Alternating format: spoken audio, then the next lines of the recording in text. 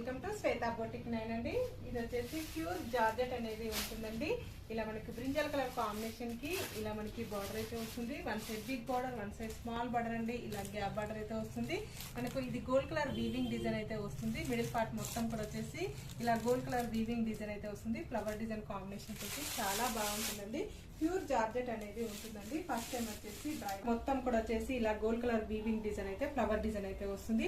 Border వచ్చేసి yellow colour అండి, brinjal colour gold colour combination తోటి ఎల్లో కాంట్రాస్ట్ బ్లౌజ్ అయితే వస్తుంది. మనకి బ్లౌజ్ లో కూడా ఇలా గోల్డ్ కలర్ ఈ విధంగా ఇంగ్లీష్ కలర్ కాంబినేషన్ తోటి బ్లౌజ్ అయితే వస్తుంది.